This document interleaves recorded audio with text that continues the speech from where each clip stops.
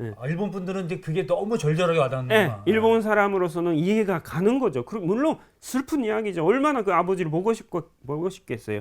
그래서 모든 게 수수께끼 다 풀어가지고 추리해가지고 현사가 마지막에 그 범인을 잡으려고 할 때 범인은 숙명이라는 작품을 만들어가지고 그거를 오케스트라로 연주하고 있었어요. 그러니까 숙명이라는 것은 그야말로 자기 인생이라는 거죠. 그 연주하면서 그 연주가 아주 대단한 연주인데 그 영화의 클라이막스인데 그 연주를 하면서 계속 그 부자가 반난 생활하면서 둘이서 추운데 이렇게 다니면서 그거를 하는데 뭐 거절당하고 하여튼 그 돌 뭐 맞고 하는 그런 걸 다 이렇게 나와요. 그 눈물 날 수밖에 없는 그런 장면입니다. 근데 그 연주를 열심히 하면서 다 연주 끝나면 이제 체포돼 가는 거예요. 근데 마지막에 그 형사가 하는 말이 지금 이 연주를 하면서 이 범인은 아버지를 만나고 있는 것이다. 뭐 이런 이야기를 하고. 예. 아, 그러니까 나는 나 이해 못하네. 네. 근데 그래서 그 비슷한 작품이 그 용의자의 X의 헌신이 예. 있잖아요. 근데 용의자의 X의 헌신을 내가 그 내용을 알았으면 안 봤을 텐데 용의자 X를 보고 어우 기가 막힌 거예요. 근데 그 네. 수학자가 얼마나 그 자기 죽인 것도 아니고 원래 살인 사건을 일으킨 엄마도 네, 모녀를. 모녀도 우연하게 이제 아버지 폭력적인 남편이 네. 억지로 하다 잘못해 애가 찌르는 건데 아니 그거 사건을 다 드러내고 범인도 잡고 그러니까 그 용의자 X가 그거를 은폐해 주려고 그렇죠. 예. 그렇게 머리를 써가지고 다 했는데 자기가 희생됐는데 그 사랑을 아주 망쳐버리는 것 같은 선택을 그 엄마가 해버리는 거죠. 그러니까요. 자수해가지고. 예. 그것 때문에 저도 이해가 안 가는 영화이기도 합니다. 예. 그래서 제가 그 용의자 X의 헌신을 우리나라 한국판 용의자 X는 저는 그거 흥행 안 될 거라 생각해요. 우리는 웬 정서적으로 도저히 받아들일 수 없어요. 예. 그래서 뭐냐면은 그때 그 엄마가 하는 판단은 일본 사람이면 이해가 가는 거예요. 만약에 그 용의자 X가 그러니까 자기가 다 누명 쓰고 자기가 다 죄를 뒤집어 가지고 잡힌다 하는 것으로 끝나면 일본 사람 납득이 안 가요. 반드시 그 죄 지은 사람이 벌을 받아야만 마땅하다고 생각하고. 예. 아니 자기 때문에 이미 지금 사람을 또 2명인가 1명인가 노숙자를 죽이잖아요. 예. 그러니까 나도 이해 못 하겠더라고. 예. 그래서 일본 사람은 이 화목 가운데 중심에 뭐가 있냐면은 한국은 문화적으로 부모의 사랑이 중심에 있고 그 혈통 뿌리에는 하늘이라는 개념이 있고 이 하늘이라는 개념이 일본에는 없습니다. 일본은 원래가 가미라고 그 모든 신을 800만 신 모든 게 다 신이다 하면서 신을 섬기는 나라이기 때문에 유일한 하늘 나의 운명을 좌우하는 그런 뿌리라는 그런 존재에 대한 인식이 없어요. 고유어도 없습니다. 그 대신 규칙이라는 그것이 일본에서는 하늘과 같은 절대적으로 지켜야 하는 것으로 돼 있는 거죠. 그 하늘 같다고 하는 규칙에 대해서 말씀하셨는데요. 예. 일본 전체를 이끌고 있는 힘이 바로 이제 규칙이 되겠네요. 그 모든 사람이 관통하는 거겠네요. 그렇죠. 그 한국에는 하늘이라는 고유어가 있다고 했지만 일본에는 하늘이라는 같은 개념의 고유어가 없습니다. 예. 고유어가 없고요. 나중에 그 중국에서 천이라는 한자가 들어오니까 텐이라는 말에 천 개념은 들어왔지만 원래 고유어가 없는 것은 결국 그 개념이 없었다는 거죠. 뭐 일본의 소라라든가 그거는 그 위에 있는 파란 공간을 나타내는 거고 우리를 주관하는 어떤 운명을 좌우하는 천, 하늘 이런 것은 일본에는 원래 없고요. 그 대신 화목을 지키기 위한 중심에 있는 규칙 이것은 정해져 있는 거 약정 이런 다 한국에서는 다 이게 한자어잖아요. 규칙, 규범 그렇게 따져보니까 없네요. 법도 이 다 고유어가 없잖아요. 근데 일본에는 그 규칙에 관한 고유어가요. 히마리, 사다메, 오키테, 노리, 고토와리, 시키타리, 나라와시, 도리키메, 키메고토, 이츠케 얼마든지 있어요. 예, 그 규칙 다 지키려면 숨 넘어가겠는데요. 그러니까 장면마다 여기서는 이런 관례라든가 이런 규칙이라든가 이런 율법이라든가 그런 좀 뜻을 조금씩 달리하는 그런 정해진 것이라는 것에 아주 일일이 구별하는 그 고유어입니다. 그러니까 얼마나 중요했으면 그 세밀하게 그 단어가 나왔고 그렇죠. 아마 우리나라도 뭐 그런 비슷하게 예컨대 중요한 단어들은 한국말로 다양한 게 있었을 거예요. 그처럼 일본 분들이 얼마나 그게 중요했으면 그게 화목을 위해서는 하지 말아야 할 규범들을 제시해야지 모임과 이 집단의 안정이 담보될 수 있을 테니까. 그렇죠? 뭐 최고의 일본의 가치는 규칙을 지키는 거다. 뭐 이렇게 말할 수도 있고요. 그래서 뭐냐 한일 기본 조약 뭐 1965년에 그러니까 우리나라 사람들이 쟤들은 왜 수시로 바꿔 이렇게 생각하는 거죠. 일본 사람들은. 뭐 그렇다고 그죠? 볼 수도 네, 있죠. 네. 그러니까 일본은 어디까지나 섬나라라서 규칙적인 생활을 계속 해왔어요. 갑자기 뭐 정권이 바뀐다든가 그런 일은 없고 또 그거 없게끔 아주 부딪히지 않고 살아오는 게 그 섬나라라는 것이에요. 그러니까 60년대에 한일협정이 있을 때와 그 이후에 당시에는 위안부라든가 이런 네. 얘기는 없었던 거잖아요. 그리고 그다음에 뭐 강제징용이라든가 이런 새로 밝혀진 사실에 부합해서 또 다른 이야기를 하는 것들을 일본 분들은 이해를 못 하시는 거네요. 그렇죠. 그리고 다 정했잖아 그때. 예. 약속했잖아. 이래. 그 권력의 주체가 바뀔 수도 있다 하는 생각을 일본 사람 못 해요. 계속 쭉 일본 같은 정부가 내려왔다고 생각하는 거고요. 그리고 한국과 같이 예를 들어서 일제 시대다 하면은 정부가 일본 정부가 아니에요. 네, 네. 그러니까 당연히 일본에서 강제로 동원하는 국민 총동원법이라든가 그런 거는 지키지 않아도 되는 법이 속하잖아요. 그런 것은 나쁜 건데. 그리고 뭐 예를 들어 북한 사회에서 탈북해 오시는 분들은 그분들은 그냥 모든 법이 절대다 하면은 범죄자가 되는 거잖아요. 그 북한의 법을 어겨가지고 들어왔다 하면은. 근데 그렇게 생각 안 하지 않습니까? 원래 인권이라는 게 법 위의 개념으로서 자연법적인 자연권의 개념으로서 있는 건데 그런 개념은 일본은 없고요. 사람이 정한 법 그것만 절대시하는 것입니다. 그러니까 용의자 X 영화 같은 경우도 당연히 법을 어긴 사람은 잡혀가야 돼. 이거예요. 그러니까 이제 추리 소설에서 결과적으로 무수히 많은 이야기를 하더라도 결국 사람 그 범인은 잡히고 사건 법이라든가 규칙 안에 종속되게 되어지는 소설도 그렇고 다. 그러니까 부자의 이념, 부모의 사랑 이런 것은 당연히 인간의 모든 것을 통틀어서 최고의 가치를 지니고 있기 때문에 오히려 법을 어겨서라도 그거를 지켰다고 할 때 아주 카탈시스가 있는 거고 아주 감동이 오는 거잖아요. 그러니까 한국의 영화에는 그런 게 많아요. 5월달에 그 기도의 막이 내릴 때 봤잖아요. 그것은 제가 좀 스포를 할 수가 없어서 말 못하겠지만 하여튼 그 범인은요 그냥 아버지를 사랑한 죄밖에 없어요. 하여튼 그 가족을 사랑한 죄밖에 없습니다. 그리고 너무 불쌍한 사람이에요. 그거를 다 풀어가지고 당신의 이 말 때문에 내가 이렇게 부를 수가 있었습니다 하면서 자랑스럽게 형사가 잡아가는데 잡지 말아야 되는데 하는 생각이 들었어요. 저도 뭐 한국에 오래 살았으니까 그 잡지 말아야 돼요. 그 봐줘야 돼요. 그 충분히 그 잡는 그 형사의 입장에서는 사실은 부모의 엄마의 사실은 은인이기도 해요. 은인이인 그 부녀인데 그거를 그냥 법대로 해야 된다 해가지고 잡아가는 그거를 봤잖아요. 너무 이게 마음이 찝찝해가지고 안 됐는데 그 다음 달에 6월 달에 뭐가 있었냐면 한국에서 결백이라는 영화가 있었어요. 그 결백을 보고 얼마나 그 감동했는지 야 역시 영화는 이래야 된다.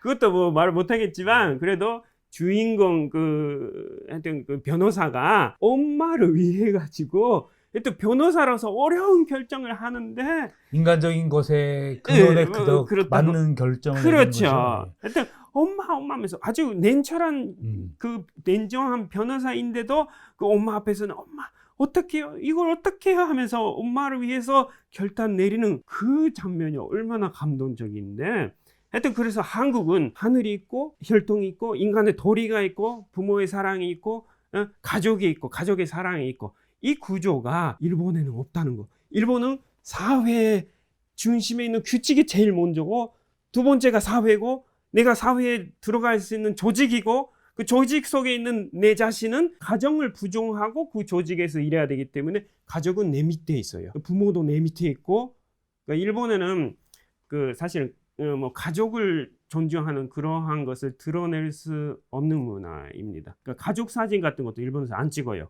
뭐 단장님도 그 카톡에 이렇게 사진이 가족 사진이잖아요. 저도 뭐 가족 사진 걸고 있지만 일본 사람은 절대로 그런 데를 가족 사진을 걸지 않습니다. 가족을 자랑한다. 이 가치시한다. 이거는 사회 화목을 깨는 사람이 돼버리거든요. 사회를 존중하지 않는 사람이 돼버려요. 이게 지금 묻자고 한 얘기인데 대표님 한국에 오신 지 오래돼가지고 일본 바뀐 거 아닙니까? 아니요. 제가 아는 모든 일본 사람은 그 SNS, 인스타그램이나 그런데 절대 가족 사진 올리지 않습니다. 올리는 거 좋아하지 않아요. 조상권이 다 있잖아요. 폐가 되는 거죠, 가족이. 그러니까 네. 예. 피곤하다. 예. 예. 그렇습니다. 그래서 가족 자랑이라는 대화가 없어요. 가족은 욕할 수는 있어요. 나보다 밑에 있다고 표현하면 되니까. 그건 뭐 아버지 욕, 뭐 남편 욕, 아내 욕, 아들 욕 이거는 될 수 있어요. 그러니까 일본에서 흔한 대화라는 것은 우리 못된 자식이, 우리 아들이 아주 못된 아들, 못된 딸, 뭐 이런 식으로 말할 수는 있어도 한국과 같이 뭐니 해도 우리 아들이 최고야, 뭐 이런 말을 절대 못 하고요. 기본적으로 자기 주변과 자기 가족 자랑을 못하는 거군요. 그렇죠. 제가 그 일본에 가가지고 일본 사람하고 대화하고 있어도 아주 한국에 습관된 그런 것 때문에 아들 자랑이 나올까봐 입이 간지러집니다. 근데 참아요. 그 절대 참아야 되고, 한국과 같이 가족 사진을 거실에 큰 데다가 이렇게 걸어놓고 그러잖아요. 일본 사람은 가족 사진 찾지를 안 찍습니다. 뭐 결혼식 때 단체 사진만 찍지 아예 절대로 안 찍는다는 거는 아니지만 기본적으로는 그거는 어디 내세울 수 없는 그런 것이기 때문에 그러니까 경우가 다르잖아요. 한국의 경우는 부모님에 대한 이야기를 할 때는 반드시 부모님께 존댓말 최고의 존칭을 그렇죠. 쓰죠. 아버님은 이렇게 말씀하셨습니다. 일본은 반대입니다. 그렇게 했다가는 아주 신뢰한 사람이 돼버려요. 자기 중심한 사람이 돼버려요. 그러니까 반드시 아버지는 지금 없습니다. 어머니는 이렇게 말했습니다. 라든가 하여튼 존칭 없이 그리고 아주 낮추는 말로 표현을 해야 하는. 이렇게 부모님을 상대방에서 얘기할 때는 우리 부모님을 낮춰서 얘기해야 한다. 그렇죠. 근본을 낮추는 문화가 일본 문화고요. 근본의 가치를 높이는 뿌리를 높이는 문화가 한국의 문화입니다. 그러니까 그렇게 가까이 그렇게 오랫동안 교류했는데 어쩜 그렇게 전혀 다르죠? 그러니까 기본적으로는 한반도라는 반도의 지리적인 내용이 있고 그리고 원래 그 동이족이라고 하잖아요. 그 유목민의 그런 전통 혈통 중심의 하늘 섬기는 제천민족 이런 것이 남아 있는 거고 일본은 섬나라이기 때문에 하여튼 섬에서 그런 뿌리를 딱 끊고 섬에 있는 사람끼리 아주 화목하게 살자. 그러니까 이제 뭐 안전하게 살기 위해서는 아마 저는 그렇게 그런 이유들이 있었을 것 같아요. 안전하게 질서를 유지하려면 그러니까 그래서 조금 그런 섬세함이라든가 이런 것들이 또 그렇게 나오고 안정된 구조와 법을 지키고 뭐 이런 과정들이 일탈도 해보고 그러나 결과는 그 법에 따라 심판받는 출입물이 발전할 수밖에 없었겠네요. 그러니까 구조가 그렇게 되네요. 그렇죠. 구조 속에서 고통받는 그러한混沌된 그러한 억압의 개념을 가지고 소설 쓰면 사회화 소설로서 아주 인기가 될 수밖에 없는 거죠. 제가 오늘 뭐 재밌는 이야기를 듣고 또 그렇게 되었는데요. 사람들의 관계를 정의해 보면은 추리소설이라고 하는 것이 일본에 있어서의 사회와 이것들의 안정성들을 담보하기 위해서 나온 결과물 같은 것이 느껴져요. 그래서 그런 책들을 통해서 사람들은 자기 스트레스도 풀고 또 그러나 이 사회에 가지고 있는 기본적 가치는 유지되고. 그렇죠. 겉으로는 아주 화목하고 나쁜 얼굴 절대 안 보이고 욕하는 모습 절대 안 보이고 그 대신 혼자의 세계에서는 그런 소설을 즐기면서 아주 수수께끼를 머릿속에서 푸는 그러한 쾌감으로 이렇게 사는 일본 사람은 다 고독한 탐정이다. 아니 그래서 제가 이 하쿠바 산장 살인사건에서 뭔 그렇게 일본 그 머더구스 동요를 암호로 푸는 거예요. 근데 저는 사실은 처음에 풀다가 짜증나서 안 풀었어요. 왜냐면 그게 뭐가 중요하냐. 범인이 누구야. 이제 급하니까 성격이.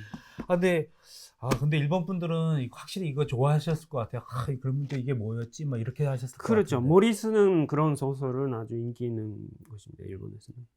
그러니까 그렇게 섬세하고 디테일하니까 그걸 통해서 얻어진 것도 있을 것 같아요. 근데 자, 오늘 이제 전 2번을 이야기를 듣는데 세간이라고 하셨는데, 그러니까 개인보다 사회가 위라고 하는 것들이 굉장히 좀 이해가 잘 안 됩니다. 근데 사실 진짜 어려운 얘기인 것 같아요. 그렇죠. 이게 그 뭐 일본이 그 원래 본 마음과 겉의 마음이 다르다 뭐 이런 것들도 들었는데 이것들이 사실은 이제 근원적으로 이 자기 자신보다 사회를 우선하는 그런 마음 그리고 그 사회의 안정성을 지키려는 마음 이 마음들 속에 발현된 어떤 상황들이라서 우리가 좀 쉽게 잘 이해가 안 되긴 하는데 그렇게 쉽게 이해가 안 되십니다. 그래서 일본이 여행지로서 관광지로서 인기 있는 이유도 그냥 겉으로 그냥 만난 사람끼리 보면은 그저 그렇게 남에게 친절하고 그렇잖아요.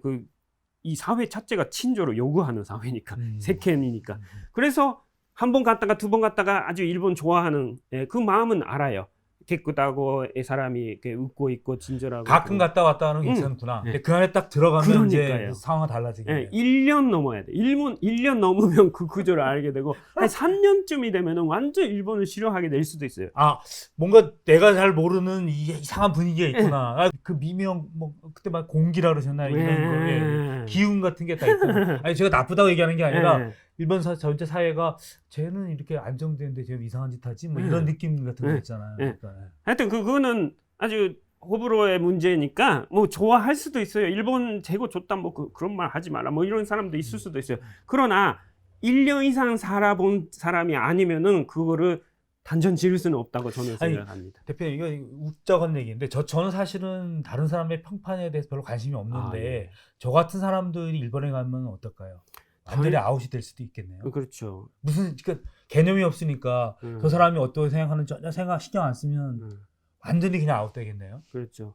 그러니까 한국 분들이 사실 일제 시대 때 많이 사셨잖아요. 네네네. 당연히 한국 사람으로서 정답게 가족끼리 이렇게 사는데 일본 사회에서 그대로 마음대로 살았을 겁니다. 그랬더니 결국은 저 사람들은 규칙 안 지키는 사람들이다. 교육 덜 받은 놈들이다. 하면서 1923년에 관동 대지진이 있었을 때 그 사람들은 규칙 안 지키는 사람이다 할 때는 폐제해도 되는 사람, 폐적 당할 수밖에 없는 사람이 되는 거예요.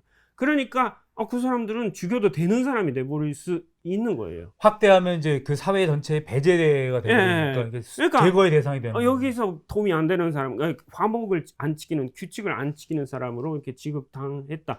그것을 제가 상상하는 것입니다.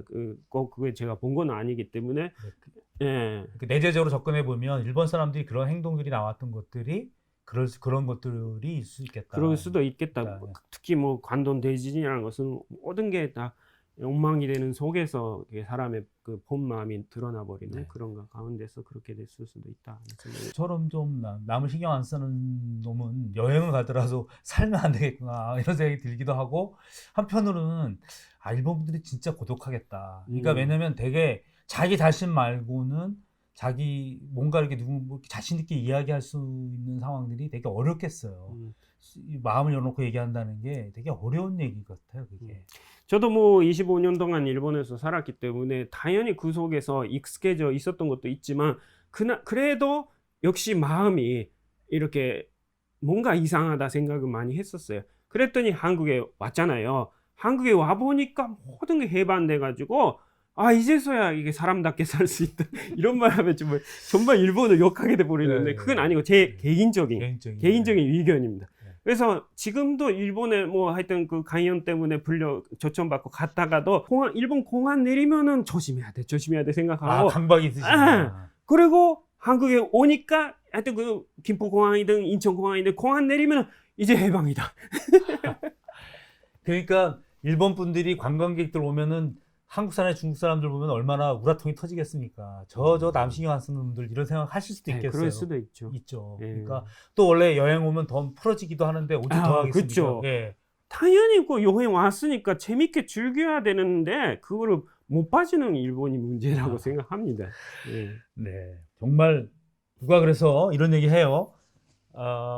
대표님 그래서에 나왔나? 한국 사람의 절반, 장점, 일반 사람의 장점을 합치면 최고가 될 거 아니다. 이런 말씀하신 적 있는 것 같은데. 그거 아닙니다. 원래는 한국의 가치가 있고 일본의 가치가 있어요. 그러니까 그 구조 속에서 한국의 예를 들어 부모님을 위해 그리고 그 가족 예절을 위해 규칙이 지켜진 것이고 일본이 사회적인 남남으로서의 규칙을 잘 지키고 있다고 해서 그거를 배우자고 할 때는 남이 되자는 거니까 한국의 원래 가정 원리적인 그 문화를 없애자는 것이 돼버리는 거예요. 그러니까 한국 문화라서 당연히 그 고도의 규칙성이라든가 그 예절을 높여가면 되는 거고요. 파괴된다는 거예요. 한국의 원래의 문화의 그 유구한 역사를 통해서 한국 분들이 찾아 나온 문화의 가치가 없어질 수가 있기 때문에 그냥 섣불리 일본을 뭐 그냥 본받아야 된다. 뭐 그런 거는 아니라는 것이 제 주장이기도 합니다. 네. 이렇게 얘기해 보니까 이제 대표님은 한국 사람이고 난 친일파가 돼가는. 네. 그래서 일본이 가지고 있는 장점들도 있고 일본이 가지고 있는 것들을 배우고자 하는 그런 사람이긴 합니다. 다만 대표님 말씀대로 그게 무엇인지는 제대로 예, 알고 그렇죠. 배우는 게 좋겠고 그리고 예. 선택을 하더라도 내가 알고 선택하는 것이 예. 의미가 있다 이렇게 보여지네요. 예. 둘이 절대로 이렇게 마음이 구조가 다르니까 의식 구조가 다르기 때문에 한국과 일본이 하나 될 수 없다는 것은 아닙니다. 서로를 알면 돼요. 그 상대방의 의식 구조가 어떻게 돼 있는가. 그래서 그거를 같이 하고 있는 것을 존중하면 되는 거고요. 그 대신 거기서 좀 고통받고 있는 것은 한국에 와가지고 충분히 풀어줄 수 있다. 한국이 그렇게 일본 네. 나라에 있어서 고마운 나라가 될 수도 있다 하는 것을 그렇죠. 아셨으면 좋겠습니다. 알겠습니다. 사실 뭐 그런 의미에서 우리가 스타 책방이 있는 거니까요. 그래서 한번 우리 더 많이 알아보고 또 그 내용도 알아보는 그런 시간이 되었으면 좋겠습니다. 오늘 추리 소설을 통해서 일본이 가지고 있는 내용들을 알 수 있었는데요. 여러분도 재밌고 즐거우셨다면 좋아요, 구독, 알림 부탁드립니다. 많은 참여 부탁드리겠습니다. 오늘 대표님 고생 많으셨습니다. 아유, 고맙습니다. 감사합니다. 네, 감사합니다.